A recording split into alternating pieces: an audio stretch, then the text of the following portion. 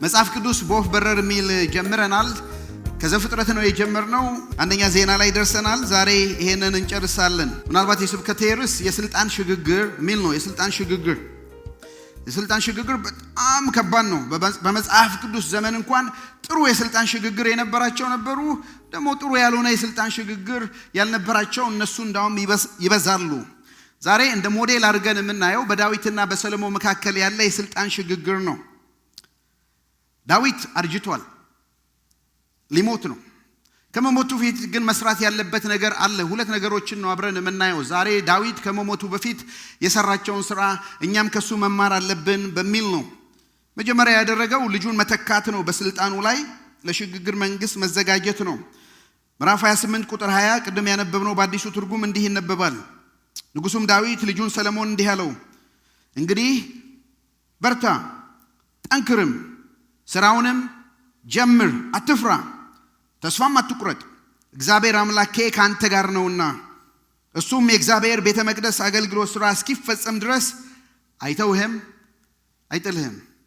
አዲስ ኃላፊነት ለተቀበለ ሰው በጣም ከሚወደው ከሚያከብረው ከወላጅም አባቱ እንዲህ አይነት የማደፋፈሪያ ቃል ሲሰማ በጣም ጥሩ ነው። እሱ ሩጫውን ጨርሷል። በሱ ቦታ የሚተካ ልጁ አለ። ስለዚህ አሁን የስልጣን ሽግግርን በደንብ በሚገባ ሁኔታ ሲያደርግለት እንመለከታለን። መቼስ በዚህ ሀገር እኔ መቀናው ብዙ ጊዜ በየ4 ዓመቱ አልፎ አልፎ በየ8 ዓመቱ የሚደረግ ክስተት አለ። ትራንስፈር ኦፍ ፓወር። በ8 ዓመት ያልኩት አንዱ ፕሬዝዳንት ለሁለት ተርም ካገለገለ ማለት ነው። ከዛ ካላገለገለ በየ4 ዓመት የሚደረግ ነገር ነው። ጃንዋሪ 20 2009 ላይ የተደረገው ብዙዎቻችንን ቀልብ የሳበ፣ እኛም የኛ ቢጤ የኛ ሰው በዋይት ሃውስ ይቀመጣል ብለን ለመጀመሪያ በታሪክ ደረጃ በነበረው ታውቃላችሁ፣ ኦባማ በሚመረጥበት ጊዜ፣ ብራክ ኦባማ በሚመረጥበት ጊዜ ነው። አእምሮ ላይ አለ። ፒክቸሩ ላሳያችሁ ወድጃለሁ። በጆርጅ ደብሊው ቡሽ እና በብራክ ኦባማ ጋር የነበረው የፓወር ትራንዚሽን እጅግ አስገራሚ የሆነ ነገር ነው። አስደናቂ ነገር ነው። አዲሶቹን ተመራጮቹን ከተቀበለ በኋላ ጆርጅ ቡሽ ኦባማን ከተቀበለ በኋላ ከባለቤቱ ከሱም ባለቤት ጋር ከደረጃው ሲወርዱ ነው የምናየው መጀመሪያው ፒክቸር። ከዛ በጣም ደስ የሚለኝ ሚስ ማድረግ የማልፈልገው አዲሱ ፕሬዝዳንት መጥቶ የቀደመው ፕሬዝዳንት ሲሄድ ሲሸኙት ወደ አይሮፕላኑ ወደ መጣበት ስቴት ሲመለስ ነው የምናየው። እና ባለቤቱና ጆርጅ ቡሽ ተሰናብተው ባይ ባይ ሲሉ ከስር ደግሞ የምታያቸው ባይደን እና ባለቤቱ ብራክ እና ባለቤቱ ናቸው። እነሱም ሆነው እነዚህ ሰዎች ብታያቸው ጆርጅ ደብሊው ቡሽ ነጭ ነው፣ ብራክ ኦባማ ጥቁር ነው። ጆርጅ ደብሊው ቡሽ ሪፐብሊካን ነው፣ ኦባማ ዴሞክራት ነው። ከዛ እያሰፋችሁት ሄዱ። ግን የስልጣን ሽግግሩን ተመልከቱ። አሁን ነጭ አይደለህም አልሰጥህም፣ ሪፐብሊካን አይደለም አልሰጥህም ሌላ አይችልም። ተሰርቶ አልቋል እሱ ነገር አይደለም። ባለፈው ነግሬያቸዋለሁ። በምርጫ ወይ በጠመንጃ ብያቸዋለሁ። በባሌት ወር በቡሌት አይደለም። እዚህ ሀገር በጠመንጃ ሳይሆን በምርጫ፣ በቡሌት ሳይሆን በባሌት ተሸነፉ። ትክክለኛ ፓወር ትራንዚሽን ነው፣ ትራንስፈር ነው የተደረገው ጃንዋሪ 20 2009። ኦባማ ሲገባ ቤቱ ያገኘው ከዚህ በፊት በነበሩት የሚጻጻፉት ካልቸር አለ። የሚለቀው ፕሬዝዳንት አዲስ ለሚመጣው ፕሬዝዳንት ደብዳቤ ይጽፋል። ኢናጉሬሽን ሌተር ይሉታል፣ ይጽፋል። እና ሲገባ ምናልባትም ዘ ፈርስት ታይም ኦፊስ ላይ ቁጭ ተደርጎ ነው የሚያገኙት የሚባል ነገር ሰምቻለሁ። እሱን አላቅም። ደብዳቤውን ግን ላሳያችሁ። ጆርጅ ደብሊው ቡሽ ኢናጉሬሽን ዴይ ሌተር ቱ ባራክ ኦባማ በእጁ የተጻፈው ነው፣ ታዩታላችሁ። እኔ በአማርኛ ትንሽ መልሼዋለሁ። እንዲህ ይላል ጆርጅ ደብሊው ቡሽ ለባራክ ኦባማ የጻፈው። የተወደድክ ባራክ፣ የሁላችንም ፕሬዝዳንት ለመሆን ስለበቃ እንኳን ደስ አለህ፣ ኮንግራጁሌሽን ብሎ ነው የሚጀምረው። ዛሬ በህይወትህ እጅግ አስገራሚ የሆነ ምዕራፍ ጀምረሃል። ይህን የተከበረ የኃላፊነት ስሜት የተረዱ እጅግ በጣም ጥቂት ሰዎች ብቻ ነበሩ። አሁንም በወቅቱ ያለህን መገረምና ኤግዛይትመንት ነው መገረምና ወደፊት የሚገጥመን ተግዳሮት የሚያውቁ በጣም ጥቂቶች ናቸው። ፈታኝ ወቅቶች ይገጥሙሃል። ነቃፊዎች ትችቱን ያጦዙታል። ጓደኞች በትምህርት ጥቅስ እጅግ ያስከፉሃል። ይሁን እንጂ የሚያጽናና ኃያል አምላክ አልማይቲ ጋድ የሚወዱ ቤተሰብና ወደ አንተ የተሳበ አገር አብረው አሉልህ እኔም ጭምር። ምንም ነገር ቢመጣ እንኳ አሁን ከምትመራው ህዝብ የምታየው ባህሪና ካራክተርና ኮምፓሽን ኢንስፓየር ያደርጉሃል ያነቃቁሃል። እግዚአብሔር ይባርክ። ያንተው ጆርጅ ደብልዩ ቡሽ ጃንዋሪ 20 2009 ዋው! ፓስተር ሲለቅ ለሚቀጥለው ፓስተር እንዲህ ብሎ ይጽፋል ወይ ነው ሲለቅ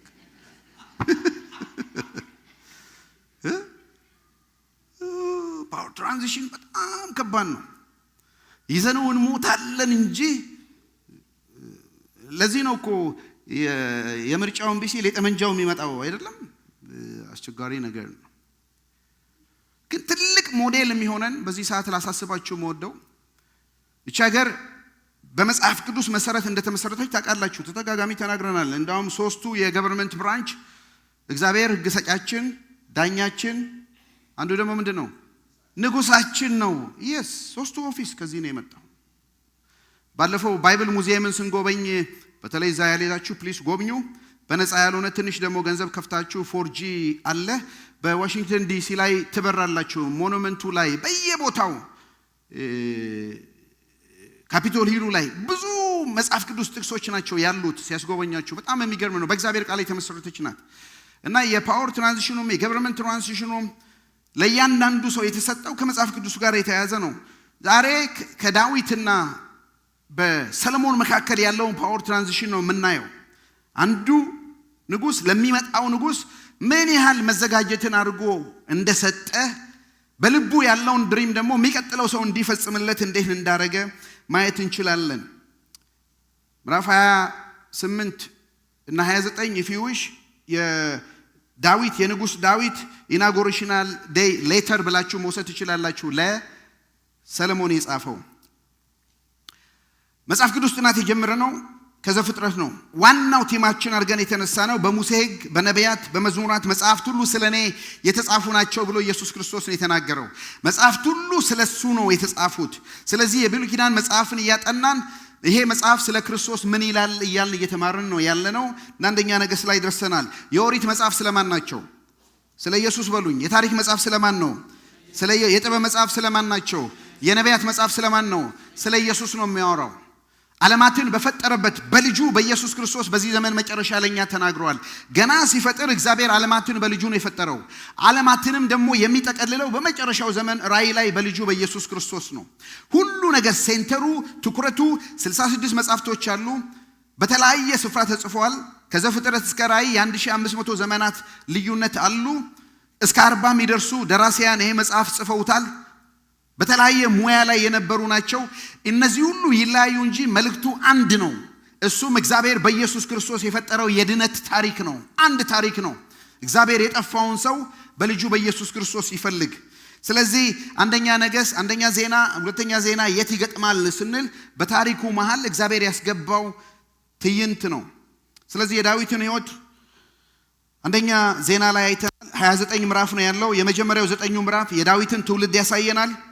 አይተናል። የዛሬ 15 ቀን 3 ሳምንት የዳዊትን ሹመት አይተናል። ሹመትና ሽረትን ምዕራፍ 10 እና 12 ላይ አንደኛ ዜና። ባለፈው ሳምንት የዳዊትን መሻት፣ ሁለት መሻቶች ነበሩት። የእግዚአብሔርን ታቦት ማስመለስ በመጀመሪያው ጊዜ ባይሳካለትም በሁለተኛ አስመልሷል። ሌላ መሻት ነበረው። እሱ ምንድነው? ቤተ መቅደሱን መስራት። እግዚአብሔር ግን ይሄንን አልፈቀደለትም፣ ከልክሎታል። ስለዚህ ዛሬ ያንን እንዴት እንደሚሰራ ለሰለሞን እንደሰጠው ነው ዛሬ አብረን የምናየው። የመጨረሻው ዛሬ አንደኛ ዜና እንጨርሳለን። የዳዊት ሽበት ከ22 እስከ 29 ሰፋ ያሉ ምዕራፎች ናቸው። በወፍ በረር እንሄዳለን። የዳዊት ሽበት ወይም የዳዊት ስንብት ወይም የዳዊት ሞት ማለት ትችላላችሁ። የዳዊት ሽበት እንዲህ ይላል ምዕራፍ 22 ቁጥር 5 ዳዊትም ልጄ ሰለሞን ወጣት ነው፣ ልምዱም የለውም። ለእግዚአብሔር የሚሰራው ሥራ ቤተ መቅደስ ደግሞ እጅግ የሚያምር በአሕዛብ ሁሉ ዘንድ ዝናው የተሰማና እጅግ የተዋበ መሆን አለበት።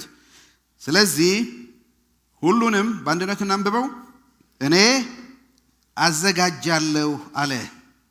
እንዳለውም ዳዊት ከምኑ በፊት ይላል? ከመሞቱ በፊት በብዛት አዘጋጃለሁ ብለዋል። እንዳለውም ከመሞቱ በፊት ምን አረገ? እግረ መንገድ አንድ ነገር ላድርግ። ኦኬ፣ መቼስ ሁላችንም እንሞታለን፣ ይቀር የለም አይደለም? እውነት አሰጥ እና ከመሞታችን በፊት ምን ነው ማድረግ የምንፈልገው? እስቲ በቃ ከመሞቴ በፊት ይሄን አረጋለሁ የምትሉ አላችሁ፣ በሉት፣ ግድ የለም አስቡ። ይሄንም ዛሬ መልእክቱን ስሙና ቤታችሁ ከመሞቴ በፊት ይሄን አረጋለሁ ብትሉ፣ እኔ ድሮ ነው ያልኩት ከመሞቴ በፊት ይሄን ሳልሆን አልሞትም ብያለሁ። ብዙ ነገሩን ደርሻለሁ። ወይኔ ሁሉ ካለቀ ልሄድ ነው ወይ ያልኩኝ፣ አሁን ሌላ ነገር ከመሞቴ በፊት እያልኩ እየፈጠርኩ ነው። ይሄ ሰው የሥራውን ጨርሷል። ከመሞቴ በፊት ያልኩት አያት ሳልሆን አልሞትም ብያለሁ። አትሊስቷ የቀረችኝ እሷ ናት። እሱ ሲመጣ ሌላ ነገር ፈጠራለሁ ብዬ አስባለሁ። ዳዊት ከመሞቱ በፊት አንድ ውሽ ነበረው። የእግዚአብሔርን ቤተ መቅደስ መስራት ይፈልግ ነበር። እግዚአብሔር ከለከለው። አንተ በእጅ ብዙ ደም ስላለ አሰራም ሲለው፣ በቃ እኔማ ካልሰራው ድሪሙ እኔ ባልወጣውም ዓላማው የእግዚአብሔር ኢየሩሳሌም ውስጥ የእግዚአብሔር መቅደስ እንዲሰራና ታቦቱ እንዲቀመጥ ነው። እኔ ባልሰራው ልጄ ይሰራዋል። ስለዚህ ልክ እሱ እንደሚሰራው አድርጎ ዝግጅት ሲያደርግ ነው የምናየው። ሰለሞን ከመምጣቱ በፊት ዳዊት ያዘጋጀውን እናያለን። ሁለት አይነት ዝግጅት አድርጓል። አንደኛ የቁሳቁስ ዝግጅት አድርጓል። ቁሳቁስ ቤተ መቅደሱ የሚሰራለትን ዕቃዎች ማቴሪያል አዘጋጅቶለታል ለልጁ ዳዊት። ምዕራፍ 22 ቁጥር 2 እንዲህ ይላል። 22 ቁጥር 2 ስለዚህ ዳዊት በእስራኤል የሚኖሩ መጻተኞች እንዲሰበሰቡ አዘዘ። ከመካከላቸውም የእግዚአብሔርን ቤተ መቅደስ የሚሰራበትን ጥርብ ድንጋይ እንዲያዘጋጁ ጠራቢዎችን ምን አረገ? መደበ። ለቅጥር በሮች ምስማር ማጠፊያ የሚሆን ብዙ ብረትና ከብዛቱ የተነሳ ሊመዘን የማይቻል ናስ አዘጋጀ። እንዲሁም ሲዶናውያን፣ ጢሮሳውያን በብዛት ለዳዊት አምጥተውለት ስለነበር ስፍር ቁጥር የሌለው የዝግባ እንጨት አሰናዳ።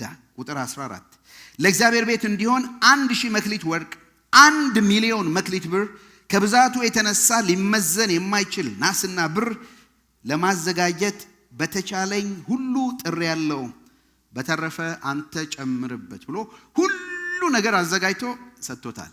ለህንፃው ስራ የሚያስፈልገውን ነገር ሁሉ። ታዲያ ለምንድን ነው ሰለሞን ቤተ መቅደስ ለምን ይባላል? የዳዊት አይደል መባል ያለበት ነው። ምክንያቱም እሱን ሁሉ ነገር ያመጣና ያዘጋጀለት። የመቅደሱን ቁሳቁስ አዘጋጀ። እሱም ብቻ አይደለም፣ የመቅደሱንም አገልጋዮች አዘጋጅቶለታል። እንደ ህጉ ስርዓት እነማን ያገልግሉ በዚህ በሚሰራው መቅደስ ውስጥ ባለፈው እንዳየን የኦዛን ስብራት አይቷል አይደለም? ተገቢ ያልሆኑ ሰዎች ተገቢ የሆነውን አገልግሎት ሲያገለግሉ ተገቢ ያልሆነ ሞት ይሞታሉ ማለት ይከሰፋሉ። ስለዚህ የሚያገለግሉትንም ሰዎች ሁሉ ለይቶላቸዋል ዳዊት ለሰለሞን። እዩ ምዕራፍ 23 ቁጥር 2 ዳዊትም እንዲሁ መላው የእስራኤል መሪዎች ካህናቱን ሌዋውያን ሁሉ በአንድነት ሰበሰበ። እድሜያቸው 30 እና ከዛ በላይ የሆኑ ወንዶች ሁሉ ተቆጠሩ። ሌዋውያን ካህናት ቁጥራቸው በጠቅላላ ስንት ሺህ ሆኑ? 38,000 ነበሩ። ዳዊትም እንዲህ አለ፣ ከነዚህ መካከል 24,000 የእግዚአብሔርን ቤተ መቅደስ ስራ ይቆጣጠሩ፣ 6,000 ደግሞ ሽሞችና ዳኞች ይሁኑ፣ 4,000 የቅጥሩን በሮች ጠባቂዎች ይሁኑ፣ 4,000 ደግሞ ለዚህ ብዬ ባዘጋጀሁት የዜማ መሳሪያ እግዚአብሔርን ያመስግኑ። ዳዊትም ሌዋውያን በሌዊ ልጆች በጌርሶን በቀዓትና በሜራራ በየጎሳቸው መደባቸው። ተመልከቱ፣ አሁን እያንዳንዱን አገልጋይ ተቆጠረ። አገልጋዩ ደግሞ በየዘርፉ መደባቸው። እያንዳንዱ በተመደበበት ቦታ እንዲያገለግል አረገ። በጣም የሚገርማችሁ ከምዕራፍ 23 እስከ ምዕራፍ 27 የአገልጋዮች ምድብ ነው። በስማቸው በዘራቸው እየተጠሩ እግዚአብሔር የጠራቸው አገልጋዮች ስለሆኑ ይሄ 5 ምዕራፍ 23 24 25 26 27 ምድባቸው ነው። እሱ ላይ በዝርዝር አንገባም፣ ግን ዋናውን ልስጣችሁ። ዳዊት ከመሞቱ በፊት የመቅደሱን አገልጋዮች አዘጋጀ።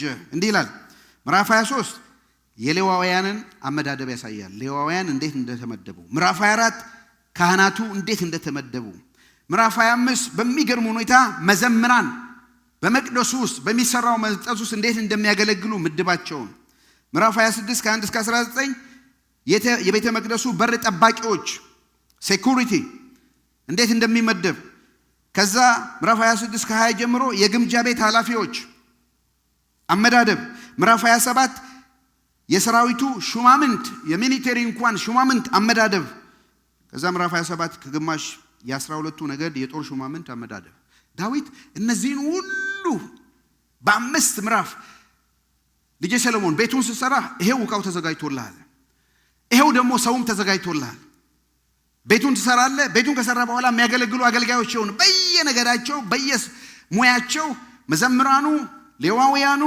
አገልጋዮቹ በር ጠባቂዎቹ ገንዘብ ያዦቹ ግምጃ ቤቶቹ የሚሊተሪ ሰዎች ሁሉ መድቦ አዘጋጅቶ ነው የዳዊትን ዝግጅት ይሁን ለልጁ ለሰሎሞን መምራት እንዲቀልለት ሸክም እንዳይሆንበት ይሄን ነገር ሁሉ ሲያዘጋጅ እናያለን አሜን ታዲያ ምዕራፍ 28 እና 29 ትንሽ የምንቆይበት በዚህ በሁለቱ ምዕራፍ ሁሉ ከጨረሰ በኋላ ዳዊት የእስራኤልን ሕዝብ ሁሉ ሰብስቦ ያደረገው ንግግር ነው ምዕራፍ 28 ላይ ከዛ እግዚአብሔርን ያመሰገነው ምስጋና ነው ምዕራፍ 29 ላይ በሱ ነው የሚጨርሰው ስለዚህ ዳዊት ከመሞቱ በፊት አዘጋጀ ነው ሬዲ መሆን ጥሩ ነው አይደለም ሬዲ መሆን ጥሩ ነው መቼ እንደምንሞት አናውቅም ግን መዘጋጀት ጥሩ ነው አርብ ማታ አልነበርኩም አትላንታ ስለነበርኩ እዚህ የቆመው ሰባኪ ዝግጁ ናችሁ ብሎ ጠየቀ ሬዲ ሲባል ለምን ነው እሱ ያለውን እኔ ለማለት አሁን ትደነግጣላችሁ ብዬ አስባለሁ ነው ወይ እኔ ምለው ነው የሚያስደነግጣችሁ ኦኬ አር ዩ ሬዲ ጌታን ለመቀበል ነው ያለው አይደል አር ዩ ሬዲ ጌታን እኔ ሙገልበጥ ላደርገውና እንግዲህ ከጌታ ጋር የምንገናኘው በሁለት መንገድ ነው ወይ እሱ ሲመጣ እኔ አላልኩም ወይ እኛ ስንሄድ ነው ለየትኛው ናችሁ ሬዲ ኦፍ ኮርስ ለዛም ካልሆነን ምስክርነቱን ሰምቻለሁ ጋሽ ብርሃኑ ለዛም ካልሆነን አር ዩ ሬዲ አም አይ ሬዲ አይደለም በልባችን ውስጥ በተለይ ለእግዚአብሔር ቤት ነገ የዛሬ በ2026 አገለግላለሁ ብለን ሪዞሉሽን አናምጣ ዛሬ ነው በ2026 እድናለሁ አንልም የመዳን ቀን ዛሬ ነው የአገልግሎት ቀን ነገን ማናየው ማንም ያየው የለም ዛሬ ቀን ሳለ እንወስናል ስለዚህ ዳዊት ከመሞቱ በፊት የስንብት ንግግር አደረገ ተዘጋጀ ስንብት ንግግር ምዕራፍ 28 ዳዊት በኢየሩሳሌም እንዲሰበሰቡ የነገዱን የጦር አለቆች ንጉሱን የሚያገለግሉትን የክፍለ ጦር አዛዦችን ሻለቆችን የመቶ አለቆችን የንጉስና የልጆች ንብረት ከብት ሁሉ ኃላፊ የሆኑትን እንዲሁም የቤተ መንግስት ሹማምንት ኃያላን ጀግና ተዋጊዎችን በአጠቃላይ የእስራኤልን ሹማምንት ሁሉ ጠራ በየረድፉ ማለት ነው ከዚያ ንጉስ ዳዊት በእግሩ ቆመ እንዲህም አላቸው ወንድሞቼና ወገኖች ወይ ስሙኝ ለእግዚአብሔር ለቃል ኪዳን ታቦት ማደሪያ እና ለአምላካችን እግር ማረፊያ የሚሆን ቤት ለመስራት አስቤ እቅድ አውጥቼ ነበር እግዚአብሔር ግን እንዲህ አለኝ ጦረኛ ሰው ስለሆነና ደም ስላፈሰስህ አንተ ለስሜ ቤት አሰራም አለኝ ድሪም ሻተርድ ሲባል ታውቃላችሁ አይደለም ትልቁ ድሪሙ ይሄ ነው ዳዊት በዘመኑ ያለው ድሪም ለእግዚአብሔር ቤት መስራት ነው ሁሉ ነገር ተዘጋጅቶ ሳለ በቃ ለእግዚአብሔር ቤት እሰራለሁ ሲል ነብዩም በልብ እንዳለ አርጋለው በኋላ ተመልሶ መጣና ነው በእጅ ደም ስላለ አሰራም አለው የዳዊትን ዲስአፖይንትመንት ማየት እንችላለን እግዚአብሔር ከለከለው በእጅ ደም አለ እና እስራኤልን ሁሉ ሰብስቦ የሚናገረው ነገር ይሄ ነው አስቤ ነበር ግን እግዚአብሔር ከለከለኝ ታዲያ ምን ያደርጋል ዝም ብሎ ይሰራል አይሰራም ስለዚህ ስንብት ንግግሩ ላይ ለህዝቡ እንዲህ ይላቸዋል ምዕራፍ 28:5 ላይ እግዚአብሔር ግን ብዙ ልጆች ሰጥቶኛል ከወንዶች ልጆቼ ሁሉ በእግዚአብሔር መንግስት ዙፋን ላይ ተቀምጦ በእስራኤል ሁሉ ላይ እንዲነግስ ደግሞ ልጄን ሰሎሞንን መርጦታል እንዲህም አለኝ ቤቴንና አደባባዮችን የሚሰሩልኝ ልጅ የሚሰራልኝ ልጅ ማን ነው ሰሎሞን ነው ምክንያቱም ልጄ እንዲሆን መርጬዋለሁ፣ እኔም አባት ሆነዋለሁ። እንግዲህ አሁንም ይህችን መልካሚቱን ምድር እንድትወርስና ለልጆቻችሁ የዘላለም ርስት አድርጋችሁ እንድታወርሷት ያምላካችሁን ይሄ ልብ በሉ የእግዚአብሔርን ትእዛዝ ሁሉ በጥንቃቄ እንድታደርጉ በእስራኤል ሁሉ ፊት በእግዚአብሔር ጉባኤና እግዚአብሔር እየሰማ አዛችኋለሁ። አሁን የልቡ መሻት አድርጓል። ዕቃውን አዘጋጅቷል። ሰውን አዘጋጅቷል። ህዝቡን ሁሉ ሰብስቦ የሚናገረው ነገር እኔ ልሰራው አስቤ ነበር አልቻልኩም፣ ግን እግዚአብሔር ደግሞ ልጄ ይሰራል ብሎኛል። ይሄው ሰለሞን አለ። ስለዚህ እባካችሁ እግዚአብሔር የሰጣችሁ ምድር እንድትወርሱ በዛም ላይ እንድትኖሩ እግዚአብሔርን ፍሩ፣ ታዘዙት፣ ይሄንም ቤት ስሩ ይላቸዋል። ቅድም እንዳነበብነው ልጄ ደግሞ ብላቴና ነው፣ ገና ልምምድም የሌለው ሰው ነው። እርዱት እሱንና ይሄንን ቤት ጨርሱ። አደራ ምላችሁ ይሄንን ነው። የእግዚአብሔርን ትእዛዝ በጥንቃቄ አድርጎታል። ይሄ በጣም ደስ የሚል ነው። ልብን የሚያሞቅ ነው። አንድ የሚለቅ መሪ፣ አንድ ለሚተካ መሪ የሚመራውን ህዝብ ረጅም ዓመት አሁን ዳዊት 40 ዓመት የመራው ህዝብ ነው። አሁን አቴንሽኑን ፎከሱን ከሱ ላይ አንስቶ ወደ ዳዊት ከሱ ዲታች አድርጎ ይሄንን ህዝብ ከዳዊት ጋር አታች እንዲሆን ነው የሚያደርገው። ምክንያቱም የሚያውቁት የሚታዘዙት የሚፈሩት ለዳዊት ነው። አሁን ቆሞ እኔ ልሄድ ነው ተዘጋጅቻለሁ፣ እግዚአብሔር በልቤ ያለውን አልፈቀደልኝም፣ ግን ይሄ ልጅ ያደርጋል፣ እናንተ እርዱት፣ የእግዚአብሔርን ትእዛዝ ጠብቁ፣ ታዘዙ። አሜን አሜን። እግረ መንገድ ትንሽ ነገር ላንሳ። የኢናጉሬሽንም ቀን ብያለሁ። ምናልባት ያልመጣችሁ ካላችሁ ላለፉት 19 ዓመት እዚህ ቤተክርስቲያኑ ሳገለግል ነበር። ካቢነት አይደል? በጣም ደስተኛ ነኝ። ታዛችኋል። በእድሜ እንኳን የምትበልጡኝ በብዙ ነገር የምትበልጡኝ የስ ሰር ያላችሁ የስ ፓስተር ያላችሁ ታዛችኋል። ስለ እናንተ እግዚአብሔርን አመሰግናለሁ። መልእክቴ ግን አሁን ብላቴና ለሆነው ለዚህ ለዳኒ ልጆቻችንን ለሚያገለግለው እንደ ሰለሞን ብዙ ልምድ ለሌለው በብዙ ነገር ውስጥ ላላለፈ ለኔ የነበራችሁን ሰሚሲፍነት ለሱ አድርጉት። ልጆቻችሁን ለኔ ያላችሁን ለፓስተር ቢኒያም አድርጉት። ምክንያቱም እንዲህ ስናደርግ የእግዚአብሔር ቃል በመካከላችን ፍጻሜ ያገኛል። ማንም ይምራ ማን እግዚአብሔር ላስቀመጣቸው መሪዎች ስንታዘዝ የታቀደው ራእይ ግቡን ይመታል። ወደ አሰብንበት ዓላማ እንደርሳለን።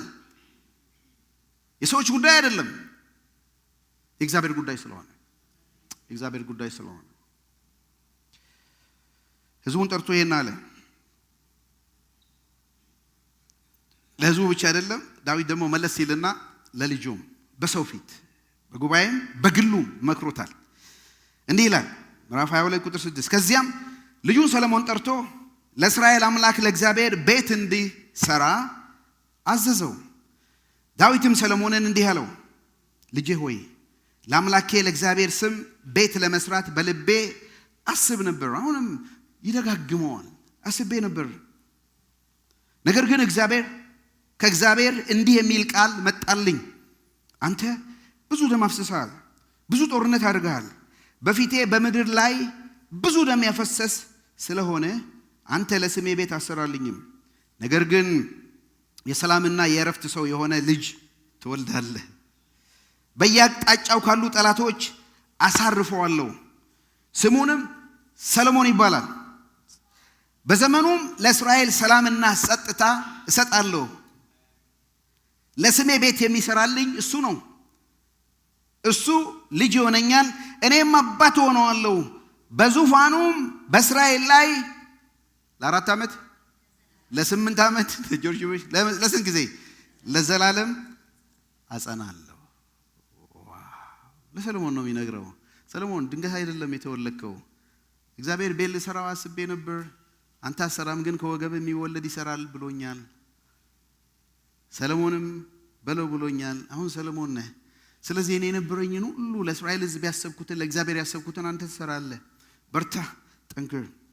እግዚአብሔር ደግሞ እንዲህ ብሎኛል፣ እኔ አባት ሆነዋለሁ፣ እሱ ልጅ ይሆነኛል። በሱ ዘመን ሰላምና ጸጥታ ይሰፍራል፣ ዙፋኑንም በእስራኤል ላይ አጸናለሁ ለዘላለም ብሎኛል አለ። ይሄ ሰለሞን ላይ ብቻ የሚያልቅ ሳይሆን ከዳዊት ዘር የሆነው ከዳዊት የሚመጣው የእግዚአብሔር ልጅ የኢየሱስ ክርስቶስ ታሪክ ነው። እውነተኛ ሰላም የሚያመጣው እሱ ብቻ ነው። ክብር ለእግዚአብሔር ይሁን። አባት ሆነዋለሁ አለ እግዚአብሔር ለሰለሞን በዳዊት በኩል። ግን ኦሬዲ አባቱ የሆነ በሱ ደስ የሚለኝ የምወደው ልጄ እሱ ነው እሱን ስሙት ያለ ለመንግስቱ ፍጻሜ የሌለው ስሙ ድንቅ መካር ኃያል አምላክ የዘላለም አባት የሰላም አለቃ የተባለው የእግዚአብሔር ልጅ ኢየሱስ ክርስቶስ ነው። አሜን አሜን አሜን። ማን ያወራል? ክርስቶስ የት አለ? አንደኛ ዜና ውስጥ በዙፋኑ በእስራኤል ላይ ለዘላለም አጸናለሁ የሚለው ባለፈውም ሳምንት አይተናል። ከሰለሞን የሚበልጥ እዚህ አለ። እሱ ማን ነው? የእግዚአብሔር ልጅ ኢየሱስ ክርስቶስ ነው። ሉቃስ 1:30 ላይ መልአኩም እንዲህ አላት ለማርያም፣ ማርያም ሆይ በእግዚአብሔር ዘንድ ሞገስ አግኝተሻል፣ አትፍሪ። እነሆ ትጸንሻለሽ፣ ወንድ ልጅ ትወልጃለሽ፣ ስሙንም ኢየሱስ ትይዋለሽ። እሱ ታላቅ ይሆናል፣ የልዑልም ልጅ ይባላል። ጌታ አምላክም የአባቱን የዳዊት ዙፋን ይሰጠዋል፣ በያዕቆብ ቤት ላይ ለዘላለም ይነግሣል፣ ለመንግስቱም ፍጻሜ የለውም። እሱ ማን ነው? ከሰለሞን የሚበልጠው የእግዚአብሔር ልጅ ኢየሱስ ክርስቶስ ነው። አሜን አሜን አሜን። ወንድሜ ታውቀዋለህ? እህቴ ታውቂዋለሽ? ከሰማይ እኔና እናንተን መስሎ የመጣ ወደ አባቱ ሊያመጣን በመስቀል ላይ የሞተልን የሰላም አለቃ የዘላለም ንጉሥ እሱ ነው። አንድ ቀን በዚህ ምድር ላይ እንደ እግዚአብሔር ቃል ይነግሣል። የወጉት ሁሉ ያዩታል። እውነተኛ ሰላም፣ እውነተኛ ብልጥግና፣ እውነተኛ ፍትህ፣ እውነተኛ ጀስቲስ የሚያመጣው በመስቀል ላይ ያኔ የሞተው አሁን በታላቅ ክብር የሚመጣው የይሁዳ አንበሳ ከዳዊት ዘር የሚመጣ የእግዚአብሔር ልጅ ኢየሱስ ክርስቶስ ነው። እሱ በፍትህ ይዳኛል፣ በጽድቅ ይመራል። የነገስታት ንጉሥ ኢየሱስ ክርስቶስ ነው። አሜን አሜን አሜን አሜን አሜን። መጽሐፍት ሁሉ ስለ ኢየሱስ ይናገራሉ። ከዛ ዳዊት ሰለሞንን ይመክረዋል። አንድ 3 ምክር አግኝቻለሁ። ቶሎ ደጋግሞ ነው የሚነግረው። ለሰለሞን እንዲህ ይለዋል ምዕራፍ 22 ቁጥር 6 አሁንም ልጄ ሆይ እግዚአብሔር ካንተ ጋር ይሁን፣ እንድትፈጽመው በተናገረው መሰረት ተሳክቶልህ የአምላክህን የእግዚአብሔርን ቤት ለመስራት ያብቃ። ቡራኬ ነው የሚባርከው። በእስራኤል ላይ አለቃ ባደረገ ጊዜ የአምላክህን የእግዚአብሔርን ትእዛዝ ትፈጽም ዘንድ እግዚአብሔር ጥበብና ማስተዋል ይስጥ። ቁጥር 13 እግዚአብሔር በሙሴ አማካኝነት ለእስራኤል የሰጠውን ሕጉንና ሥርዓቱን ተጠንቅቀህ ብትጠብቅ ይሳካልሃል። አይዞ ጠንክር፣ በርታ፣ ተስፋም አትቁረጥ። የጆርጅ ደብልዩ ቡሽ ደብዳቤ ለኦባማ እሱ ነው። ይገጥማል፣ ችግር ይገጥማል። የታመንካቸው ጓደኞችህ ዲስአፖይንት ያደርጉሃል። ጠላቶች ክሪቲሳይዝ የሚያደርጉ በብዙ ነገር ያደርጉሃል። ግን አይዞ አልማይቲ ጋድ የቤተሰቦች ፍቅር የሁሉም አሜሪካ ልብ ካንተ ጋር ነው፣ ከኔም ጭምር። ይሄ አዲስ ለሚመጣ መሪ ምን ያህል ነው ልቡን የሚያደፋፍረው። ስለዚህ ዳዊት በርታ፣ አይዞ፣ ጠንክር፣ ብቻ አንተ ተጠንቀቅ፣ የአምላክን ቃል ብቻ ጠብቅ፣ ተጠንቀቅ ነው የሚለው። የእግዚአብሔርን ቃል ብቻ ጠብቅ፣ ተጠንቀቅ። አሜን። አትፍራ፣ አይዞ፣ ጠንክር፣ በርታ። እስቲ እንደ ወንድሞቻችን በቤተ ክርስቲያን ከጎናችን ላለው ሰው አይዞ፣ አትፍራ፣ ቢ ቦልድ፣ ቢ ስትሮንግ በሉት። ኔበር በሉና እንደሱ በሉ። ቢ ስትሮንግ፣ አትፍራ፣ አትፍሪ፣ አትደንግጪ። አምላክ እግዚአብሔር ካንተ ጋር ነው። ምክር 1 ምክር ቁጥር 2 28 ቁጥር 9 ላይ አንተም ልጄ ሰለሞን ሆይ እግዚአብሔር ልብን ሁሉ ስለሚመረምር ሐሳብን ሁሉ ስለሚያውቅ የአባትህን አምላክ ወቅ። ዋው! በፍጹም ልብና በበጎ ፈቃድ አገልግለው። ከፈለከው ታገኘዋለህ፣ ከተውገው ግን እሱ ለዘላለም ይተዋል። ለመቅደስ የሚሆን ቤት እንድትሰራ እግዚአብሔር የመረጠ መሆኑን አሁን አስብ፣ በርትተህም ስራ። ይሄ በጣም ዋርኒንግ ነው። እኔ ዝም ብዬ በአእምሮዬ ስስል ከልጆቼ ጋር በአካል ባዮሎጂካል ልጆቼም ከሆኑ በመንፈሳዊ እዚህ ሜንቶር ከማድረጋቸው ከምናስበው ጋር እንዲያው አስቤ ይሄን ነገር ልብ ለልብ አይደለም ስታወሩ እስኪ ከልጆቻችሁ ጋር ወላጅ የሆናችሁ ልጆቻችሁ የዛሬ 20 30 40 ዓመት whatever ስቡና ባልጋችን ላይ ሆነ ለልጆቻችን ምንድነው የምንነግረው? ትልቅ ትምህርት ነው። ዳዊት ልጄ ሰለሞን በርታ፣ ባለ ጉልበት አገልግለው፣ ባለ ኃይል አምልከው፣ ለሱ የምትቆጥረው ነገር ምንም አይኖርህ፣ ትእዛዙን ጠብቅ፣ የአባትህን አምላክ ወቅ። ልጆቻችን ቢያውቁልን የምንለው ይሄ ነው አይደለም? በጆሹዋም ጄነሬሽን እግዚአብሔር ለግብጽ ለእስራኤል ያደረገውን ያላወቀ ትውልድ ተነሳ አይደለም? ቁጭ አድርገን ለልጆቻችን መንገር እኮ ጥሩ ነው አይደለም? ታሪክ የነገርናቸው ልጆች አይረሱም። ልጆቼ ብሎ አሁን ታንክስ ጊቪንግ እናከብራለን ከሳምንት በኋላ። ምናልባት እግዚአብሔር እድል ፈንታ ከሰጣችሁ ቁጭ ብላችሁ ከልጆቻችሁ ከቤተሰብ ጋር ስታወሩ ታሪክ እስቲ ንገሯቸው። ዛሬ 20 ዓመት 30 ዓመት 40 ዓመት ምንድነው? Give me 3 reasons why you are so thankful በሏቸው። እናንተም ደግሞ here is my 3 points 3 reasons why I am thankful 2025 የት ነበርኩኝ? ያደግንበትን ሰፈር ቀየውን። አንዳንዶቻችን ኤሌመንተሪ ስኩል ሚድል ስኩል ለመሄድ 3 ሰዓት 4 ሰዓት ሄደን አይደል የተማርነው? በጣም ነው የሚገርማቸው። ዋው ሂሮ በመካከላቸው እንዳለ እንኳን አያውቁም። ይሄን ሁሉ ሳክሪፋይስ አድርገን እንደተማርን እንደሰራን አይደለም? በትንሽ ነገር ሰሞኑ አንድ ባዮግራፊ ኢንተርቪው የተደረገ ሰው ሳነብ መብራት ስለሌለው ቤት ወይንም ደግሞ መብራት በጊዜ ስለሚጠፋበት መስኮት ከፍቶ የፐብሊክ መብራት ላይ ያጠና ዛሬ ትልቅ ፕሮፌሰር ምናምን የሆነ ሰው እንደዚህም እየወጡ የሚያጠኑ እንደሱ ያጠኑ ሰዎች ዛሬ በትውልድ መካከል በጄነሬሽን መካከል የሚኖሩት ታሪክ አለ ውስጣችን። በእግዚአብሔር የሰራው በሕይወታችን ታሪክ አለ ልናመሰግነው የሚገባው። ዳዊትም እንዲህ ብለዋል፣ ጌታዬ አምላክ ሆይ እስከዚህ ያደረስከኝ እኔ ማን ነኝ? ቤቴስ ምንድነው? ከበግ ጥበቃ ጋር አነሳው ሲለው አዎ ታሪክ አለው። ሰለሞንም ለሰለሞን የሚነግረው ይሄ ነው። የአባትህን አምላክ ወቅ፣ የእረኛውን አምላክ ወቅ። መዝሙር እንደተጻፈው ዛሬ እንዳየነው የእረኛው ዘማሪ መዝሙር እግዚአብሔር እረኛዬ ነው ያለው። ጎልያድ አትችለውም ሲባል አሮን ይችላልው። እኔም በግረኛ ነበርኩ ስጠብቅ አንበሳ ደቦል ይመጣ ነበር አስጥለው ነበር። ከዛ ያስጣለኝ ከዚህም ያስጥለኛል ብሎ ባክስትሪውን ነው ያነሳው። ስለዚህ ዳዊት ሲነግረው አስባለሁ ለሰለሞን ሁሉ ነገር ስለማይጻፍ ነው። የአባትን አምላክ ወቀው። ከልጅነቴ ያነሳኝ ከእረኝነቴ የመረጠኝ ሁሉ የሰጠኝ የታደገኝ ጎልያድን በእጄ ላይ የጣለው ለእስራኤል ነፃነት ከሳኦል እጅ ስንት ጊዜ ያዳነኝ አባ አምላክ አለ። የኔ አምላክ ያንተም አምላክ ነው። ይሄንን ወቀው። ምን አይነት መታደል ነው! አንተም ልጄ ሰለሞን ሆይ እግዚአብሔር ልብን ሁሉ ይመረምራል፣ ሐሳብን ስለሚያውቅ አምላክን ወቅ። በፍጹም ልብህ በበጎ ፈቃድ አገልግለው። ዋርኒንግ አለው። ከፈለከው ታገኘዋለህ፣ ይገኝልሃል። ከተውከው ግን ለ10 ቀን ነው ለ10 ዓመት ለዘላለም ይጥልሃል። ሲሪየሱን አይደለም ፈልገው። እግዚአብሔር የሚፈልግ ልብ እግዚአብሔር ይስጠን። አሜን። ከልከኛ ልብ እግዚአብሔር ይጠብቀን። ከዛ በምክር 2 እና በ3 መካከል ዳዊት ይሄን ያደርጋል። የቤተ መቅደሱን ንድፍ ይሰጠዋል። ምዕራፍ 28 11 ላይ የሚገርም ነው። ለመጀመሪያ ጊዜ ነው ብዙ ያስተዋልኩት። ከዚያም ዳዊት የቤተ መቅደሱን መመላለሻ፣ የሕንጻውን ዕቃ ቤቶች፣ የፎቁን የውስጥ ክፍሎችን እንዲሁም የማስተሰሪያ ቦታ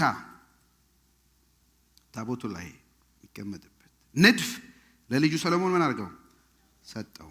ደግሞ መንፈስ ቅዱስ በልቡ ያሳደረውን የእግዚአብሔርን ቤተ መቅደስ አደባባይ፣ በዙሪያ ያሉትን ክፍሎች ሁሉ፣ የአምላኬ ቤተ መቅደስ ዕቃ ቤቶችና የነዋየ ቅድሳትን ግምጃ ቤት ንድፍ ሁሉ ሰጠው። ቁጥር 13 እንዲሁም የካህናቱን የሌዋውያን አመዳደብ፣ በእግዚአብሔር ቤተ መቅደስ አገልግሎት ሥራ ለአገልግሎት ስለሚጠቀሙባቸው ዕቃዎች ሁሉ መመሪያ ሰጠው። ቁጥር 19 ዳዊትም ይህ ሁሉ በእኔ ላይ ባለው በእግዚአብሔር እጅ በጽሑፍ ተገለጠልኝ፣ የንድፉንም ዝርዝር እንድረዳ ማስተዋል ሰጠኝ። ታበርናክልን መገናኛ ድንኳን ስናጠና ትዝ ይላችኋል። እግዚአብሔር ሙሴን ወስዶ ነው አሳየውና ሰማያዊ መቅደስ ሁሉ አሳየው። ወርዱ ስፋቱ ምናምን የሚሰራው ሁሉ መገናኛ ድንኳን የታቦቱንም ሳይዝ ወርዱም ስፋቱም ጥልቀት ሁሉ ካሳየው በኋላ የስርየት መክደኛው ካሳየው በኋላ ልክ እንዳሳየው ትሰራ ዘንድ ተጠንቀቃል። ልክ በሰማይ ያየው ነው በምድር በሰማይ ያየው እውነተኛ ኪዳን ነው። እውነተኛ ታበርናክል ነው። ልክ እሱን ነው እግዚአብሔር ይዚ ያመጣለት እንደሱ ስራ እንዳለው ለዳዊትም የቤተ መቅደሱን ዲዛይን ንድፍ ብሉፕሪንቱን እግዚአብሔር ሰጥቶታል፣ አሳይቶታል ለዳዊት። ዳዊትም ልክ ባየው መሰረት ነው በዚህ ጋር 3000 በዚህ ጋር 4000 በዚህ ጋር መቅረዙ በዚህ ጋር ይሁን ብሎ የተናገረው። ይሄን ሁሉ ያየውን ለልጁ ለዳዊት ይነግረዋል። ንድፉን ሁሉ በአምላክ እጅ የተጻፈች ናት ይላል። አይ ዶንት ኖ እግዚአብሔር ልክ ለሙሴ እንዳረገው ጽፎ ሰጥቶት እንደሆነ አይታወቅም። አንዳንድ መጽሐፍ ቅዱስ አስተማሪ እንዲህ ይላሉ። እግዚአብሔር ደግሞ ያሳየው ዳዊት ጽፎት ይሆናል።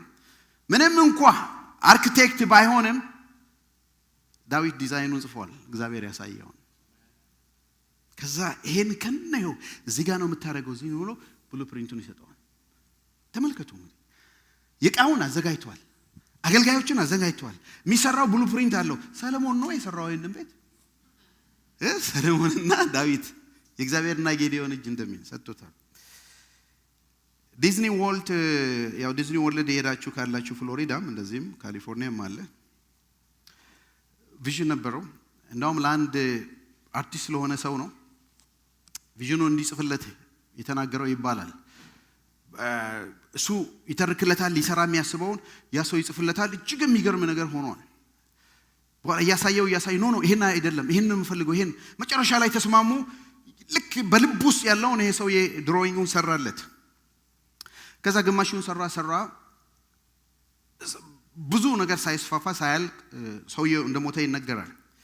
ከዛ ግን ባለቤቱና ያው ከሱ ጋር ያሉ ይሄ ድሪሙን ቀጠሉ እና ሲመረቅ ይባላል አንድ ሎየር ይሁን ወይ ተናጋሪ ምክትል የባለስልጣን ከተነጋገረ በኋላ ግን በጣም አዝናለሁ ዲዝኒ ወርልድ ይሄንን ሳይ መሞቱ ብሎ ሲናገር ሚስቱ ተነሳችና ሰር you are wrong አይቶታል እኮ ይሄን አይቶታል። እሱ ያየውን ነው እንደውም አሁን ያየነው አካል የሆነውን እሱ አይቶታል። የተመለከተውን ነው የሰራው እንጂ እሱ አይቶታል። ሳይ አይደለም የሞተው። ምክንያቱም በልቡ የነበረው ናጽፎ የነበረው ነገር ሪያሊቲ ሲሆን ነው። እሱ አእምሮ ውስጥ አለ። ብዙ ነገር ከልብ አይደለም ከሐሳብ አይደለም የሚጀምረው። አሁን የምናያቸው አካል ለብሶ የምናገኛቸው ነገር እኮ በአንድ ሰው አእምሮ ውስጥ የታሰበ ነው፣ የወጣ የወረደ ነገር ነው። እና ምናልባት የቤተ መቅደሱ ምርቃት እናያለን በሚቀጥለው ሰለሞንን ነው የምንተርከው። ስናይ ሰለሞን አመስግኗል። ዳዊት የለም ትሉኝ ይሆናል፣ አላየውም ትሉኝ ይሆናል አይደል? አይቶታል። ንድፉን ሁሉ ሰጥቶታል፣ አስቀድሞ አይቶታል። ሙሴ ልክ ወደ ተስፋይቱ ምድር አልገባም ሲባል በተራራ ላይ ሆኖ ተመልከታለው። በአዲስ ኪዳን ግን ከኤልያስና ኢየሱስ ከሙሴ ጋር አይደለም የመጣው ተስፋይቱ ምድር ላይ ያድር ሁሉ ነገር ሰጠው። ወደ ሶስተኛው ምክር ከመሄዳችን በፊት የማስተሰሪያውን ቦታ ንድፍ ምንድነው? ክርስቶስ ተኮር ትርክት የት ነው? ዕብራውያን 9 ላይ እንዲህ ይላል፣ ወደ ውስጠኛው ክፍል የሚገባ ሊቀ ካህናት ብቻ ነበር። ቤተ መቅደሱ ከተሰራ ቅዱሰ ቅዱሳን የሚገባውን በዓመት አንድ ጊዜ ብቻ ሲሆን ስለራሱ ኃጢአት እና ሕዝቡን ባለማወቅ ስላደረገው ኃጢአት የሚያቀርበው ደም ሳይዝ አይገባም። ቤተ መቅደስ ውስጥ አይደለም ሊቀ ካህኑ ወደ ስርየት ቦታ አይገባም። ቁጥር 11 ዕብራውያን 9 ክርስቶስ አሁን ስላሉት መልካም ነገሮች ሊቀ ካህናት ሆኖ በመጣ ጊዜ በሰው እጅ ወዳልተሰራች ከዚህ ፍጥረት ወዳልሆነች ታላቅና ፍጹም ድንኳን ገባ። የገባውም የፍየል የጥጃ ደም ይዞ አይደለም፣ ነገር ግን የዘላለም ቤዛነት ሊያስገኝ የራሱን ደም ይዞ ወደ ቅድስተ ቅዱሳን ለአንዴና ለመጨረሻ ጊዜ ገባ። ክብር ለእግዚአብሔር ይሁን። አሜን አሜን አሜን አሜን ሃሌሉያ። ሙሴ በሰማይ አይቶ በምድር በሰራው ድንኳን ውስጥ ካህናት ይገቡ ነበር የፍየልና የበግ ደም ይዘው። ይሄ ግን ካህን ይሄ ሊቀ ካህን ሙሴ በሰራው በምድር ድንኳን ሳይሆን እግዚአብሔር በሰራው በሰማያዊ ድንኳን ሙሴን ይሄን አይተስራ ወዳለው ወደዛ ነው የገባው። ደግሞ የፍየል የኮርማ ደም ሳይሆን የራሱን ንጹህ ደም አፍስሶ ነው የገባው። ከዚህ የተነሳ የእግዚአብሔር ቁጣ በረደ፣ ድነት አገኘን፣ በመስቀሉ ከእግዚአብሔር ጋር ታረቅን። ክብር ለእግዚአብሔር ይሁን። ወንጌል የታለ ነው የምትለኝ? በአንደኛ ዜና ውስጥ ይሄው ወንጌሉ ተጠንቀቅ፣ ይሄው ንድፉ፣ ይሄው አሰራሩ ያለው ዳዊትም የሰማዩን ቴምፕል አይቶ የሰራው የሱ ደግሞ የቴምፕሉ ሴንተር የኢየሱስ ክርስቶስ ማንነት መስዋዕት ነው። አሜን። ሶስተኛ ምክሩ የዳዊት ምክር ቁጥር 3 አንደኛ ነገሥት 28:20 ላይ ደግሞ ዳዊትም ደግሞ ይላል ይሄው ደጋግሞም ዳዊት ልጁን ሰሎሞን እንዲህ አለው፣ እንግዲህ አንድ ላይ እናንብበው፣ በርታ፣ ጠንክር፣ ስራውን ጀምር፣ አትፍራ፣ ተስፋም አትቁረጥ። እግዚአብሔር አምላኬ ካንተ ጋር ነው። እሱም የእግዚአብሔርን ቤተ መቅደስ አገልግሎት ስራ እስኪፈጽም ድረስ አይተውህም፣ አይጥልህም። ለእግዚአብሔር ቤተ መቅደስ ስራ ሁሉ የሚያስፈልጉት ካህናት፣ ሌዋውያን ምድቡ ምንድነው? ዝግጁ ነው። በሁሉም የእጅ ሙያ የሰለጠኑ ፈቃደኛ ሰዎች ፈቃደኛ የሚለውና እሺ ፈቃደኛ በሉ። ልጠይቃችሁ፣ ፈቃደኛ ናችሁ? እግዚአብሔር ለማገልገል እግዚአብሔር በሰጣችሁ ጸጋ ለማገልገል ፈቃደኛ ናችሁ? ፈቃደኛ ሰዎች በስራ ሁሉ ፈቃደኛ ሆኖ አይረዱህም ነው። ይረዱሃል። ሹማምንቱም ህዝቡም ሁሉ ትእዛዝህን ይፈጽማሉ። አቤት አዲስ ለመጣ ኢንቲሚዴት ለሚሆን እችለዋለሁ አልችለውም፣ ይታዘዙኝ ይሆን ይከተሉኝ ይሆን ለሚል ሰው ትልቅ ማጽናኛ ነው። አይዞ፣ ይታዘዙሃል፣ ይረዱሃል፣ ፈቃደኛ ናቸው፣ በርታ፣ ስራው ትልቅ ነው። የሚደግፉ ደግሞ ተዘጋጅተዋል። ሁሉ ነገር ነው። የሶስተኛ ንግግሩ ይሄን ይነግረዋል። ታዲያ ምን እናርግ ነው? ሁለት አፕሊኬሽን። ይሄ ከሆነ የሰሎሞንና የዳዊትን ትርክት ብቻ ተርከን መሄድ አለብን ወይ? ምንድነው የምንማረው ከዚህ ታሪክ የሚለው? ምዕራፍ 29 የመጨረሻው ምዕራፍ አፕሊኬሽን ነው ብዬ አምናለሁ። ሶ ዋት ለሚለው ምን እናርግ? ምዕራፍ 29 ከ1 እስከ 9 ላይ እንዲህ ይላል፣ የአምላካችንን ቤት እንስራ።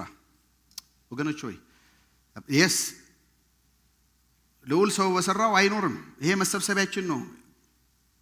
ቤተ ክርስቲያን ነው። ይሄ ቤተ እግዚአብሔር አይደለም። እግዚአብሔር የሚኖርበት ቤት አለ። እሱ ቤተ እግዚአብሔር የትኛው ነው? ይሄው እኛ ነን። ልዑል በሰራው እጅ ነው።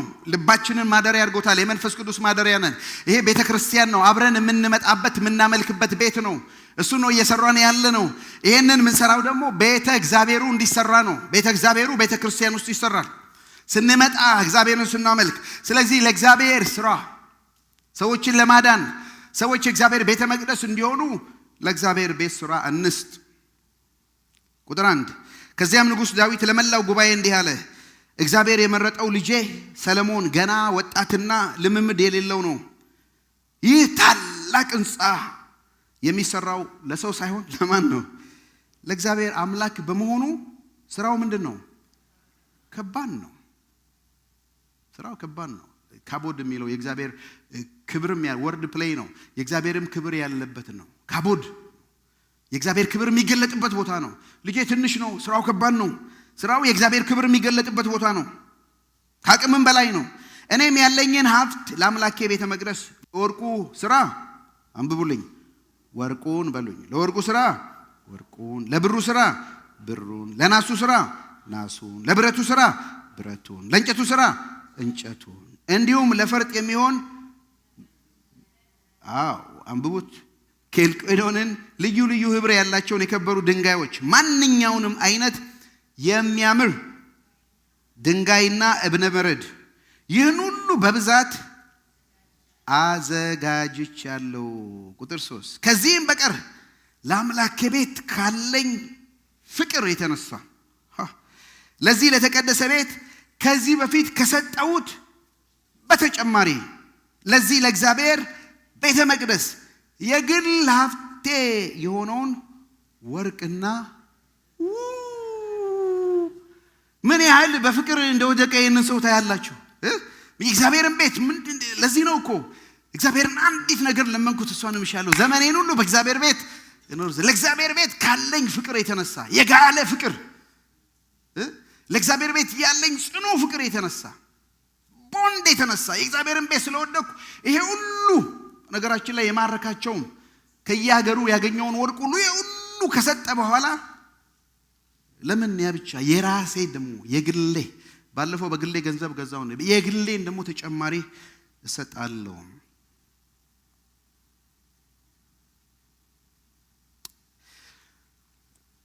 እግዚአብሔርን በመስጠት እናሸንፈዋለን እንዴ ይሄ ቱማች ነው ለእግዚአብሔር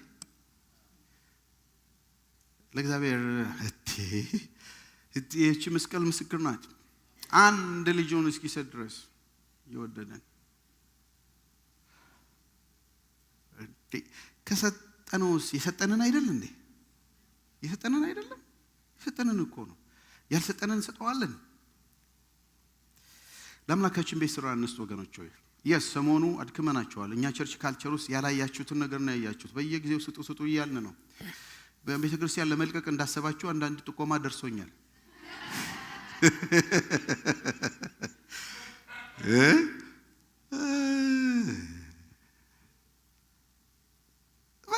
የጊዜው ገንዘብ የሚሰበክበት ቸርች ብትሄዱ ምን ልትሆኑ ነው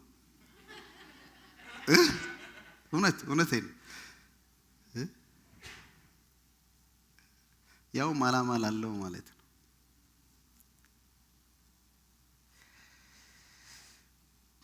ጨምሬ ሰጥቻለሁ ጌታ ኢየሱስ እንዲያስተማረ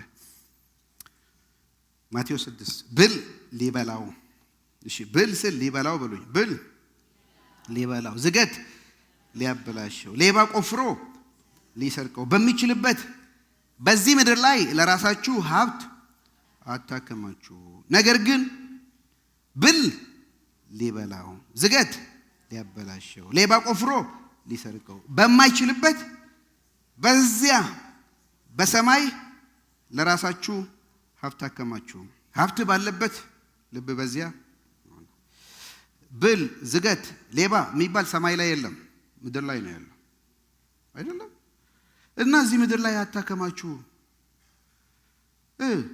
ብል ሌባ ዝገት እዛ ሰማይ እንዴት ነው እዚህ ሆነን እዛ ምናከማቸው ደግሜ አይ ቲንክ ነግሬያቸዋለሁ ሌላ ቸርች መንገሬ ነው የሚያስታውሰው ግን ነግሬያቸዋለሁ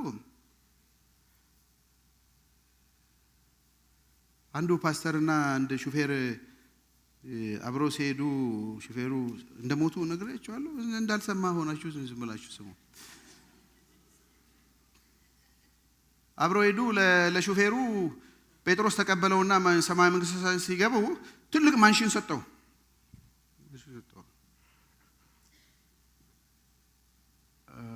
በል እንደምታየው መንግስት ሰማይ በጣም ትልቅ ስለሆነ ይሄንን ደግሞ በእግር መሄድ አትችልም ብሎ በምድር ላይ የሌለ መኪና ሰጠው የምትመላለስበት እዛ ላይ ከቦታ ቦታ የምትሄድበት አመስግኖ ተቀበለ ማንሽኑ በጣም ደስ አለው በኋላ ይሄን ሲያይ ፓስተሩ የኔ ሞክሼው ለዚህ ለሹፌሩ ይሄ ከተሰጠው ለኔማ ምንድነው የሚሰጠው ብሎ ገምቷል እና ጴጥሮስ እየወሰደው የሆነ ቦታ ሄዶ ያላለቀ ቤት እና ያልተመረገ በደም ያላለቀ ቤት ሰጠው እና አቲቲዩድ አሳየ ሰውዬው እና በል እንደምታውቀው ደግሞ መንግስተ ሰማይ በጣም ሰፊ ስለሆነ ከዚህ እዚህ የምትጓጓዝበት የሆነ ትንሽ ሞተር ሳይክል አነሳና ደግሞ ሰጠው በዚህ ቤት ይላል በጣም አዘነ እዛ ጴጥሮስ ኔክስት ዊክ ሲያው አቲቲዩዱ ያው ነው ሁለቱም ከአንድ ወር ብቻ በኋላ ትንሽ ሲስቅ አገኘው ይሄን ሰውዬ ሲስቅ አገኘው ደስ ብሎ እና ምን ሆነ ምናምን ሲለው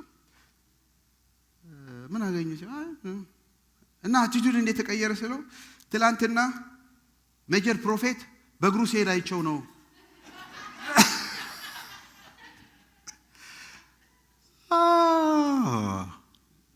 ምቀኛ በራሱ ማጣት ሳይሆን በሰው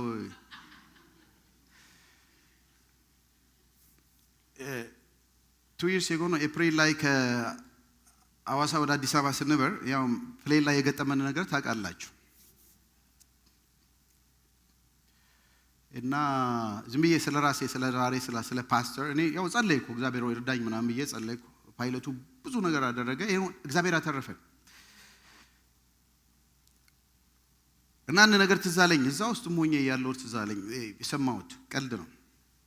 በሰማይ ሀብት ከማከማቸት ወይንም በሰማይ ደግሞ ሰዎችን ከማዳን እና እንዲሁ አንድ ፓይለቱና አንድ ፓስተር ወደ ጌታ ሄዱ፣ ሞቱ። አሁንም ፒተር ተቀብሎ ለፓይለቱ ብዙ ነገር ሰጠው፣ ማለት ነገር ሰጠው። ይሄው ማንሽ ምናምን የተባለው ለፓስተሩም ደግሞ ትንሽ ነገር ሰጠው፣ ብዙም አልሰጠውም። እና ፓስተሩን ኮምፕሌን አደረገ። ምንድነው ሲለው አይ ለእግዚአብሔር መንግስት እንደሰራችሁት መጠን ነው። ለእግዚአብሔር መንግስት ምን ያህል ሰው አምጥተሃል ነው። ብዙ ሰዎች ከመጡ ብዙ ይሰጣል፣ ትንሽ ሰው ከመጣ ትንሽ ነው። ታዲያ እኔ ፓስተሩ ያለመጣው ትንሽ ሰው መጣ ሲል አይ እውነቱ ይሄ ነው። እሱ ሲያበር ሰዎች ንስሐ ይገቡ ነበር፣ አንተ ስትሰብክ ሰዎች ይተኙ ነበር። ነቃችሁ? ዋጋዬን እንዳታሳጡኝ እባካችሁ አተኙ፣ ስሰብክ ንስሐ ግቡ የሚባል ሰዓት አለ። ሀብት በሰማይ ሰብስቦ ወገኖች ወይ ይሄ ሁለቱ ያነሳው ምሳሌ በመስጠት ለእግዚአብሔር ኪንግደም በሰማይ ሀብት እናስቀምጣለን። ሰዎችን በማዳን በመናገር በሰማይ ሀብት እናስቀምጣለን። ማንም ሊሰርቀው በማይችለው ወስዳላችሁ። አንተ ሲሞኒ ጽፌ ያለው እዚህ የውርስ ኑዛዜ a will of inheritance የሚባል ሴሚናር አድርገዋል። እኔ 56ኛ ዓመቴን ለማክበር 3 ቀን ሪትሪት ሄድኩኝ። እዚህ አሽቦሮ የባፕቲስት ሪትሪት አለ። እዛ ሲሄድ ካፍቴሪያ ውስጥ ብዙ ሰዎች ያገኘዋቸው እና በአብዛኛዎቹ ሽበት ነጭ ያለባቸው ኦልድ ኤጆች ናቸው እና ሪታየርድ ለካ ያደረጉ ሰዎች ናቸው፣ ክርስቲያኖች ናቸው። ሴሚናሩ በቀረን ዘመን በእግዚአብሔር ገንዘብ በእግዚአብሔር ኪንግደም እንዴት እናገልግል የሚል ነው እና ሰዎች ሰብስበዋቸው የባፕቲስት ዲኖሚኔሽን ነው ሰብስበዋቸው ምናልባት ዊል ከጻፉ ያልጻፉም ካሉ ዊል እንዲጽፉ ሌጋል የሆነ ኑዛዜ እንዲጽፉ ቸርችንም ደግሞ ኮንሲደር እንዲያደርጉ ባፕቲስት ቸርችን ኮንሲደር ዊላቸው ላይ ብዙ ንብረት ያላቸው በጣም ባለጠጎች ናቸው። ከየቦታው ነው የመጡት ከመላው ስቴት እና ለቤተ ክርስቲያን ዊል እንዲጽፉ ሲሞቱ የተወሰነ ፖርሽን ለቤተ ክርስቲያን እንዲሰጡ ነው። ይሄ ቅዱስ ሐሳብ ነው ምናምን ብያለሁ። መኮረጅ አይቻልም ወይ ምናምን ብያለሁ። እና አንዱ ባለጠጋ ሲናገር ብዙ የሰጠ ነው የታወቀ ነው፣ ሰዎች ሁሉ ያውቁታል። ቆሞ ቴስቲሞኒ ሲሰጥ ብዙ ነገር አድርገዋል። እና መጨረሻ አንድ ነገር የተናገረው ኮትል አድርገውና my best gift to the kingdom of God would be when I am in the presence of God. ምን ማለቱ ነው? ትልቅ ዊል ጽፏል፣ በጣም ትልቅ ዊል። ያ ዊሉ የሚጸናው ማን ነው? ሲሞት ነው አይደል? ሲሞት ነው። እና ትልቅ ፈርም ያለው ሰው ነው። እና እስከ ዛሬ ከሰጠውት በላይ ለእግዚአብሔር የምሰጠው ይሄ ለእግዚአብሔር ለኪንግደሙ የሚሰጠው ስጦታ እዚህ በአካል ሆኜ ሳይሆን ሞቼ በእግዚአብሔር ፕሬሰንስ በመቀርብበት ጊዜ የኔ ዊል ለእግዚአብሔር ኪንግደም ሲሰጥ that would be my best gift እስከ ዛሬ ከሰጠውት when I am in the presence of God። ገኖች ወይ ብዙ ነገር እናደርጋለን በዚህ ምድር፣ እውነቱን ትተን እናልፈዋለን። በዚህ ሰሞን ግን ያደረግነው ዳዊትም እያደረገ ያለው ለትውልድ የሚያልፍ ነው። ዴት ፍሪ ልጆቻችን እንዲያድጉ። ይሄን ብቻ አይደለም ማየው፣ በነገራችን ላይ ይሄን ብቻ አይደለም፣ ሽማግሌዎችም አድርግ ያለው ዘመንና ጊዜ እግዚአብሔር ያመጣል።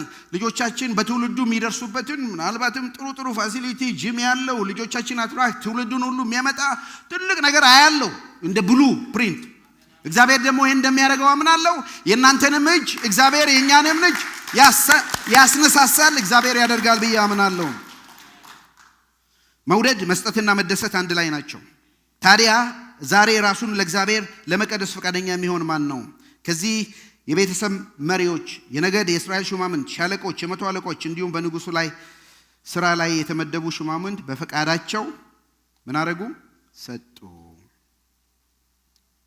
ቁጥር 9 ስጦታው በገዛ ፈቃዱና በፍጹም ልቡ የቀረበ በመሆኑ አለቆች ለእግዚአብሔር ስላደረጉት የበጎ ስጦታ ህዝቡ ደስ አለው። ንጉስ ዳዊትም እንደዚሁ እጅግ ደስ። ዳዊት ምሳሌ ከተወ በኋላ ከናንተ መካከል ማን ነው የሚሰጠው አሉ። መሪዎች ሰጡ።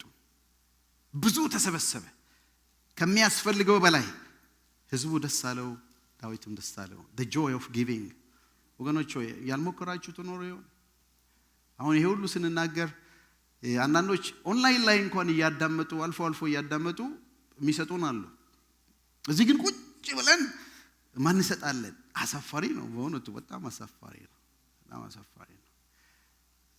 the joy of giving ይቀርባችኋል። ምን እናርግ? እንስጥ። የመጨረሻው ሁለተኛው ለአምላካችን ስለ ስጦታው እናመስግን። አምላካችን ስለ ስጦታው እናመስግን። ትንሽ ሌት ሆነናል። የጸሎት ጊዜ ማስተረፍ ፈልጋለሁ። ይሄን ልናገርና ወደ ፓስተር ቢኒ ወደዚህ ይመጣና ይጸልይልናል። ዳዊትን በመላው ጉባኤ ፊት ለእግዚአብሔር እንዲህ ያለ ያመሰገነ። የአባቶቻችን የእስራኤል አምላክ እግዚአብሔር ሆይ ከዘላለም እስከ ዘላለም ላንተ ምን ይሁን? ምስጋና ይሁን። እግዚአብሔር ሆይ በሰማይ በምድር ያለ ሁሉ ያንተ ነው። ታላቅነት፣ ኃይል፣ ክብር፣ ግርማ ያንተ ነው። እግዚአብሔር ሆይ መንግስት ያንተ ነው። አንተም እንደራስ ከሁሉ በላይ ከፍ ከፍ ያልክ ነህ። ባለጠግነት፣ ክብር የሚገኘው ካንተ ነው። አንተም የሁሉ ገዢ ነህ። ከፍ ከፍ ለማድረግ ለሁሉም ብርታት ለመስጠት ብርታትና ኃይል በእጅ ነው። አምላካችን ሆይ አሁንም እናመሰግናለን። ለከበረው ስምህ ውዳሴ እናቀርባለን። ሁሉ የተገኘው ካንተ ነው። ላንተም የሰጠንህ ከእጅህ የተቀበልነውን ብቻ ነው። ታዲያ እንዲህ ያለ ቸርነት እናደርግ ዘንድ እኔ ማን ነኝ? ባለፈው ቤቴስ ምንድነው ብሎ ነበር። አሁን ደግሞ ሕዝቤስ ማን ነው? እኛ ማን ነን? ቤታችንስ ምንድነው? እግዚአብሔር ነው ሁሉ የሰጠን። ታንክስ ጊቪንግ ሰሞን ነው። ቁጭ ብለን ባርኮታችንን እንቁጠር። እግዚአብሔር ያደረገልን እናስብ። ለልጆቻችን እንንገራቸው። ከልጆቻችን ከቤተሰብ ጋር እንደ ቤተሰብ እናክብር።